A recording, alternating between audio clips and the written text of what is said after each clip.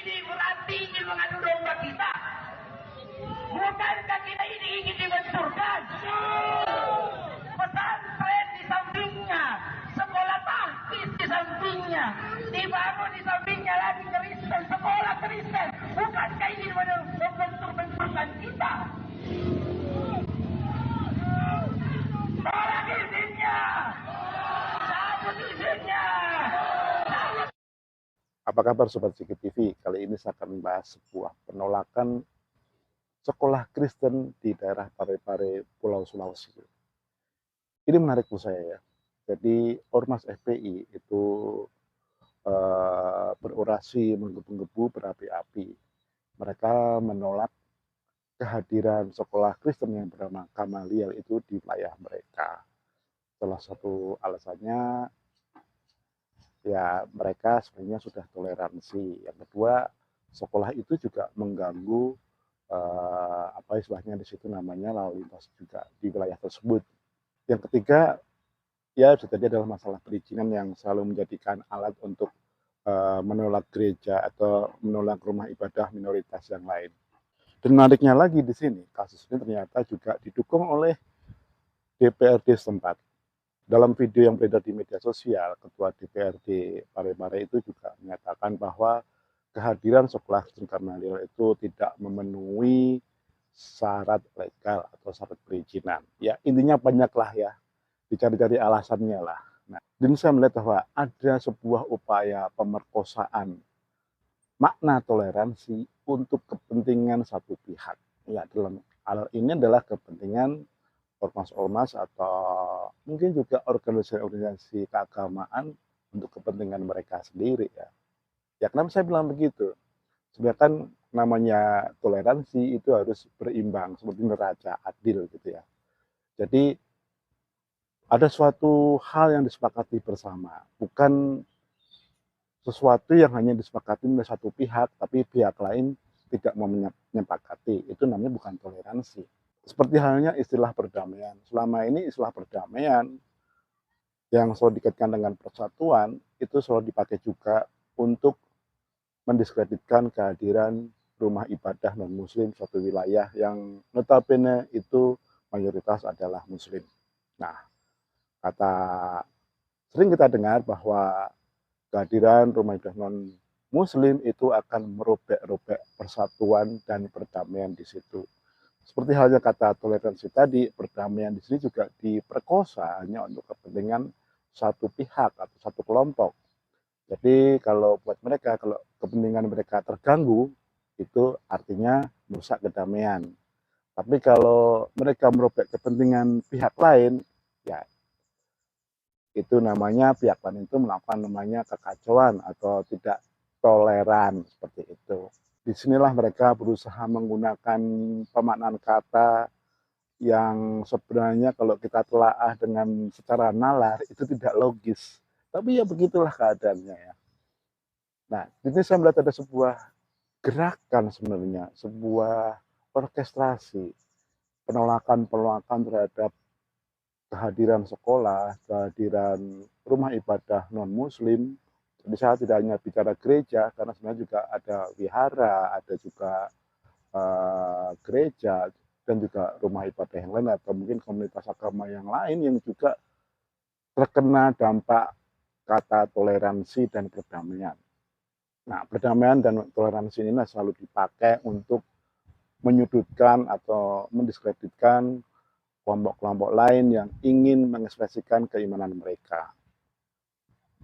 Ini tentunya sangat memprihatinkan. Di sebuah negeri yang berdasarkan filosofi Pancasila, itu adalah sebuah keanehan ya. Karena kalau kita berpikir secara logis ya, jadi negara kita kan mengakui ada 6 agama ya. Ya artinya semua orang yang hidup di wilayah yurisdiksi hukum Indonesia harus mentaati itu. Nah, apabila terjadi sebuah penolakan terhadap pembangunan atau kehadiran rumah ibadah ataupun sekolah dari minoritas agama, itu artinya mereka melawan filosofi negara Indonesia, yaitu Pancasila. Nah, ya memang sekarang ini namanya toleransi, perdamaian, persatuan itu hanya dimaknai untuk kepentingan mayoritas. Ya, kita bisa melihat itu ya. Misalkan kayak peraturan pembangunan rumah ibadah pun hingga sampai sekarang yaitu SKP 2 Menteri juga syarat dengan kepentingan mayoritas. Ya, sebenarnya sih ini berkait juga. Jadi antara aturan kemudian juga gerakan di lapangan itu sebenarnya sinkron.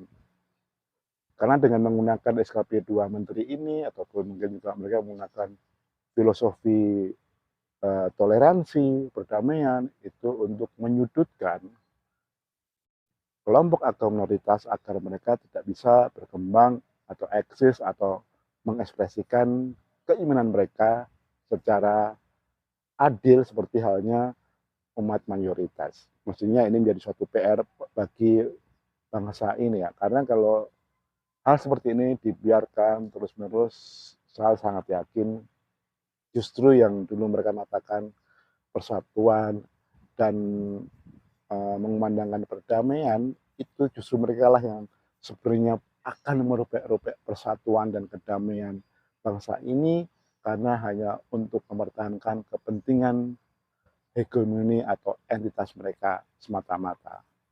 Indonesia sebesar ini apabila tidak ada kelompok agama minoritas. Tentu kita ingat pada saat Piagam Jakarta mencantumkan ada 7 kata